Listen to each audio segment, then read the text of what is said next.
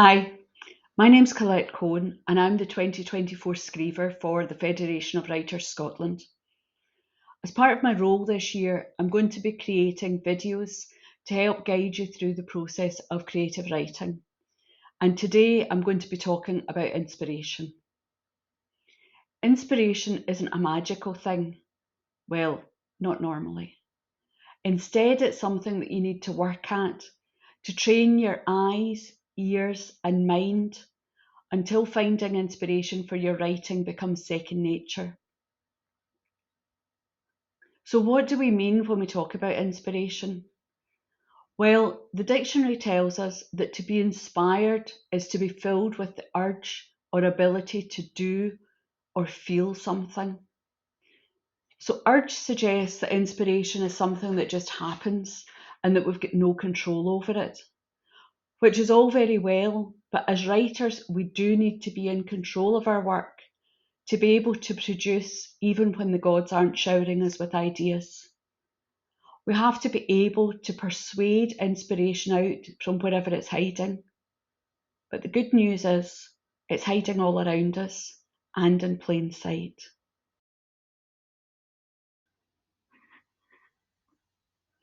So, how do we become inspired? The most important thing is to be open, and that means being open to everything that you see, hear, smell, touch, taste, and think, as that can become fodder for your work. Nora Ephron, who wrote Silkwood and When Harry Met Sally, two very different films, had as her motto, everything is copy. And that's also the title of a really interesting documentary about her. What that means is that if you can experience it or think it, you can write it. But you have to let down the barriers.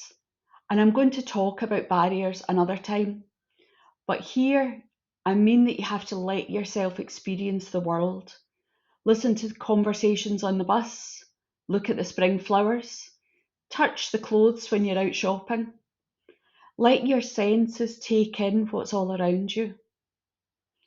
Now, I walk and I listen to podcasts, but I never listen to podcasts when I'm walking.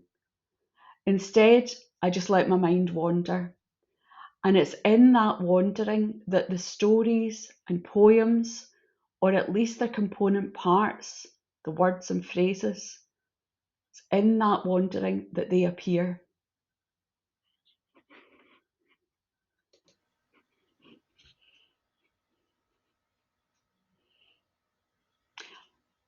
So I'm going to give you an example from a walk that I took at Bellahouston Park in Glasgow.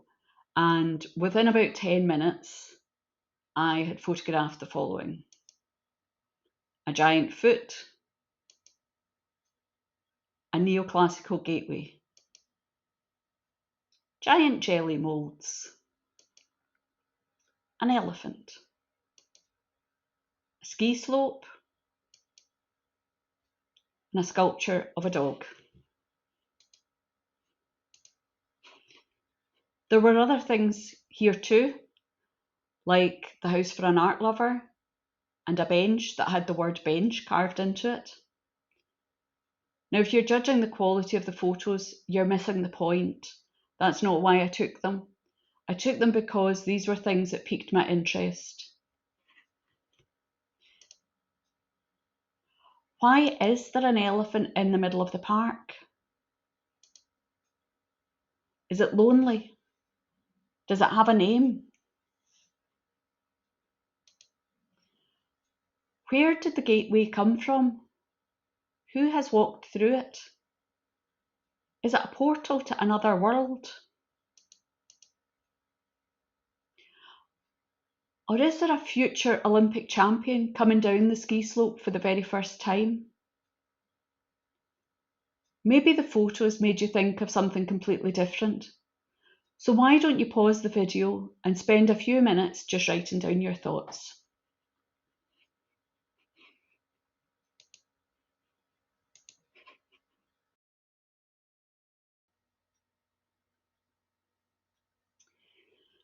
So here I've combined two ideas for finding inspiration: walking and photographs.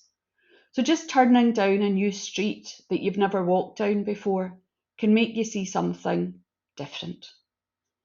And if you find it hard to get out, you'll find prompts all over the internet and even like YouTube videos of walks from all over the world.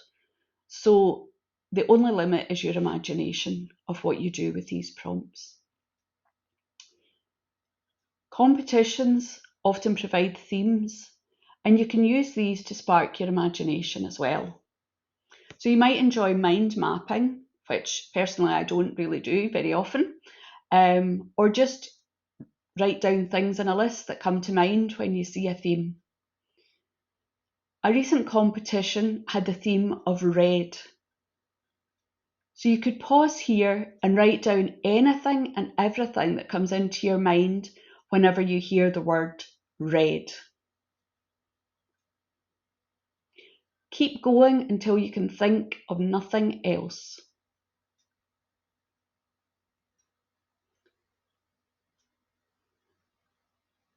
Blood is a fairly obvious one, and probably everybody's thought of that.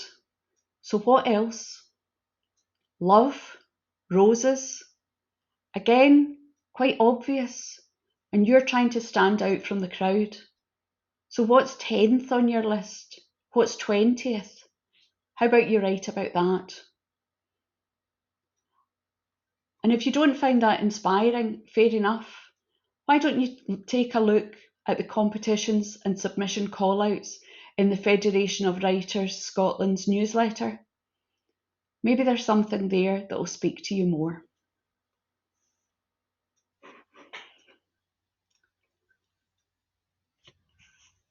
I also tend to draw quite a lot of inspiration from the writers group that I'm part of.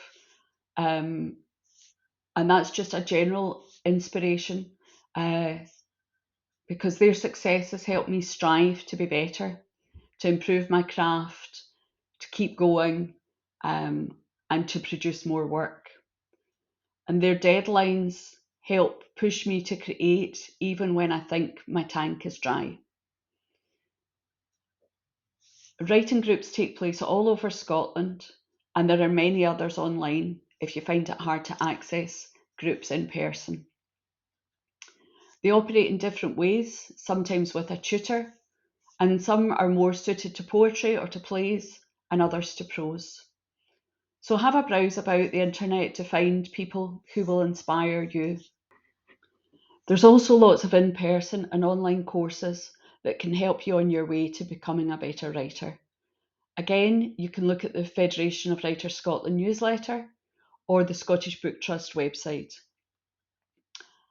Personally, I enjoy watching TV programmes about creative people, and whether that's things like Pottery Throwdown and Landscape Artist of the Year, or a documentary about a writer or an artist, hearing about seemingly ordinary people who work for and achieve their dreams helps push me to my desk, and from there, I pull out the notebook, or I open that file and I get going.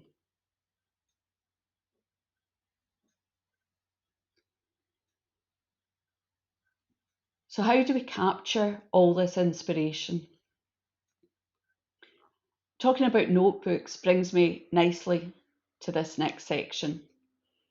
When I started writing at first, I was still probably a school pupil or a student, and I kind of saw writing as an academic exercise. So I would get out an A4 notepad and write the beginning of a story, and then if things went to plan, the middle of it and the end of it too. Now I work, I'll say, much more organically, some might say more chaotically, and I've got a big range of notebooks, different sizes, different colours, depending basically on the size of the bag that I'm carrying. I'll shove one in, and I've got a big A4 one for my desk. I sometimes use specific ones for things like my new novel, and I've got one that's purely notes from writing courses that I've been on or that I've watched online. And what I find about this what I find useful about this way of working is that when I trawl through my notebooks for ideas, I find strange connections. What started as a couple of lines of poetry from a couple of months ago might actually fit into a theme that I've seen for a competition. Or I've got a list of weird place names, and some of them might spark an idea for a new story, for a setting for a new story. So notebooks aren't just about the here and now, they're your source material forever. And even ideas that you've maybe developed in the past, they might take you on a different path on a different day. So maybe going back to the photos and going back to our themes, maybe on another day I might imagine a story about a skier who's carrying red roses and they're dripping with blood. Who knows?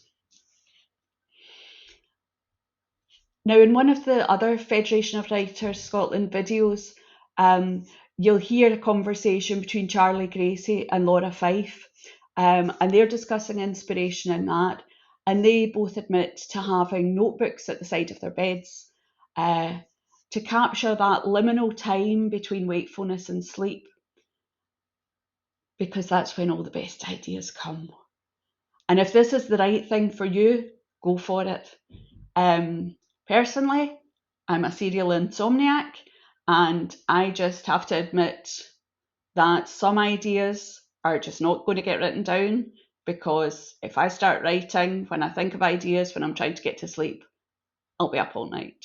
But you can replicate that sort of feeling, that drifting.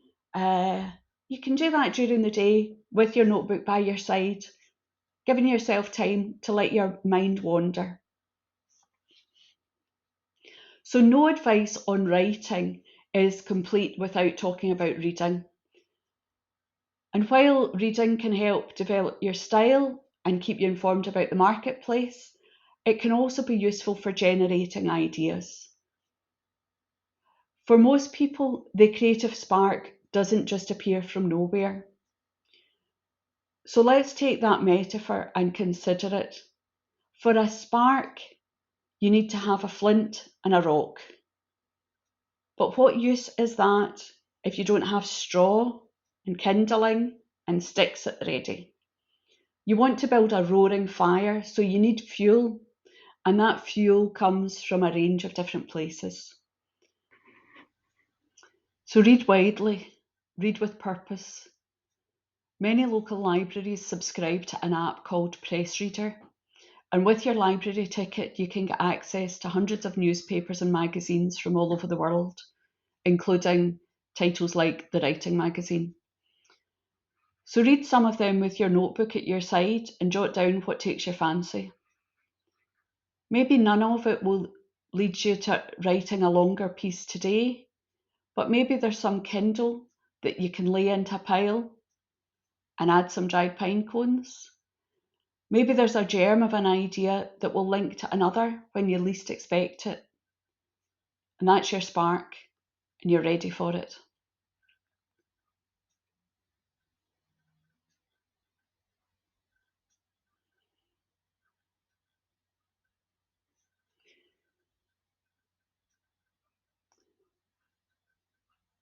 So the next thing I want to talk about is trawling the past.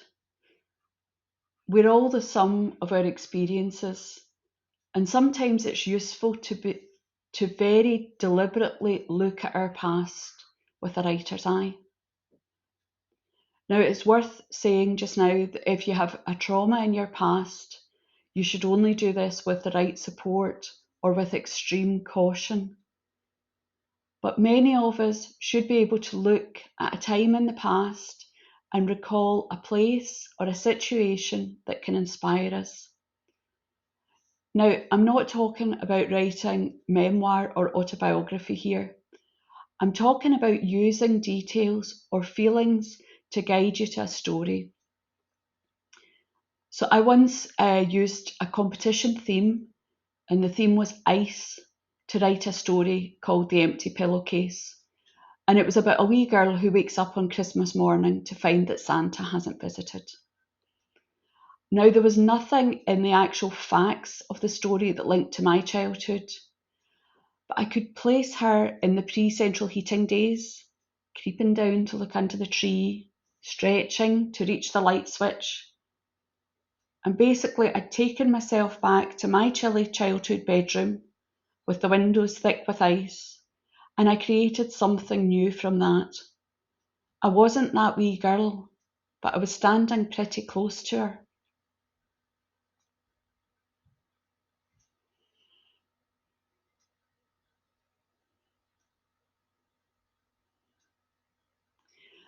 It can also be useful to occasionally remind yourself that you are a writer and one that's looking for inspiration. And this is where purpose comes into play. I've spoken about walking and reading, but I want to expand that a little. So I can go out for a walk and just let my mind totally wander. It's one of my favourite things to do. But there are other times when I've got a story that's stalled or a poem that isn't scanning properly. So when I go out for my walk, I do it with the purpose of considering that problem. Similarly with reading, I can read just for the sake of it, or I can read because I want to be open to inspiration. Now, supermarket shopping is one of my least favourite tasks. So how about when I go to the supermarket, I go with my writer's hat on? What will I notice that's different from when I'm only concerned about what I'm buying for the tea? I'll maybe take some time to create a narrative around the mother with the crying toddler or the shop assistants who are flirting with each other. I'll maybe imagine the type of person who would buy that shirt or magazine or vase. But most importantly, I'll notice, I'll note, and I'll file those details in my bank for when a competition is looking for a love story or when a character needs distinctive clothing.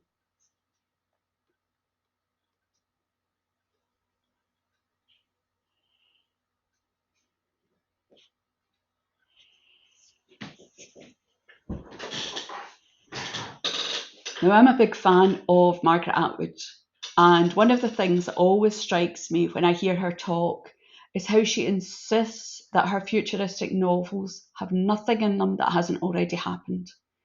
So when she's imagining a future, she's got a firm handle on the past and on the present.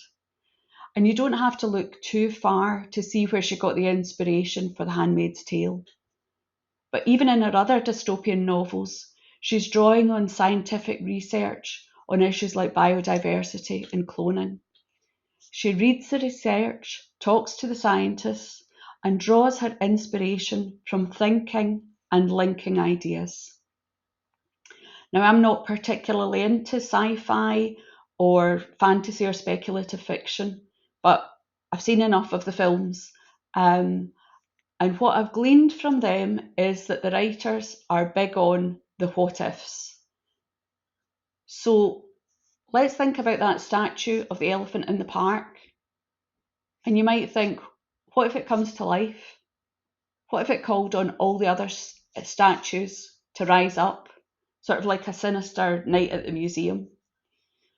Or what if I take a household appliance and turn it into an alien, like the Oods with their mincer faces in Doctor Who?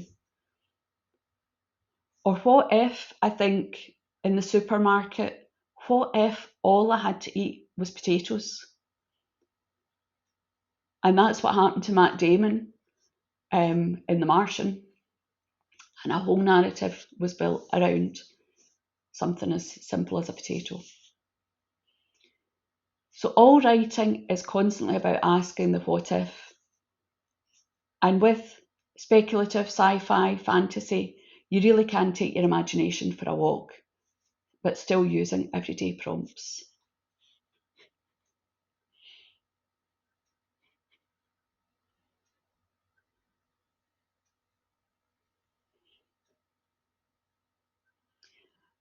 Now, you might be thinking that all of this seems quite forced. You might just want to write when an idea pops into your head or descends like manna from the heavens. and that's fine. But the big difference between being a writer or not is the actual writing. And you might view writing in different ways. You might see it as a hobby, as a compulsion, or as a job. You might see it as a habit, or an illness, or a release. But for most of us, there will be a time when we want to write, but we're not quite sure what we want to write about. And this is when you can go back to your notebooks or deliberately open yourself up to inspiration. Julia Cameron, in her book, The Right to Write, talks about having an artist's well. And sometimes we need to fill that well. And for that, she suggests going on artist dates with yourself, where you're purposefully undertaking an activity that's likely to spark your imagination. Other times, you need to draw from the well when you're looking for that idea, or more likely a collection of ideas to build into a story. But the best thing about the well is that a lot of the water can be recycled. An elephant can be in many settings. It can be in India, it can be in a zoo, it can even be in the room.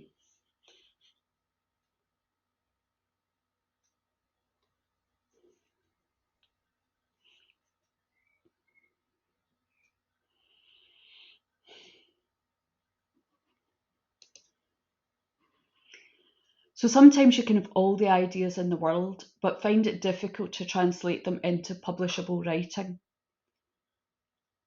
Writing can be a really powerful way to capture your thoughts, feelings, and to process your emotions. Nora Ephron, who I mentioned earlier, was comfortable fictionalising her divorce and heartburn. But I've got many things in my notebooks that will never find their way into print.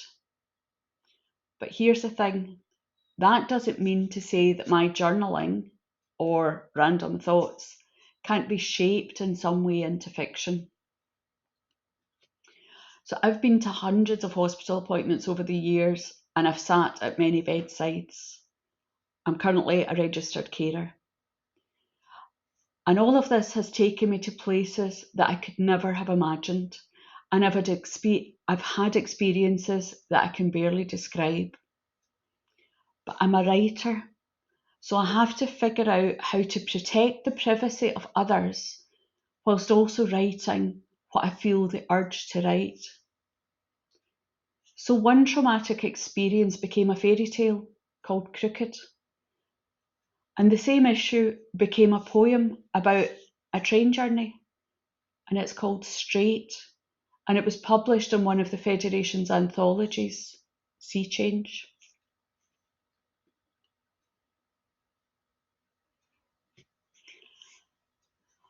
So as with all of these videos, I can only tell you about what works for me and give you suggestions about how you might find what works for you. And I realised when I was thinking about creating this video that I'm never really inspired by music. Now I love music, I listen to a lot of it, and I even based my novel, All the Places I've Ever Been, around a rock band on tour. But I can honestly say that I've never heard a specific piece of music and been inspired to write anything as a direct result. But we're all individuals who will be inspired in different ways to produce different things. And that's the wonder and the joy of being a creative person. And so on that note, I hope that you found something inspiring in this video. And if so, give it a like, and I'll see you all again soon. Bye bye.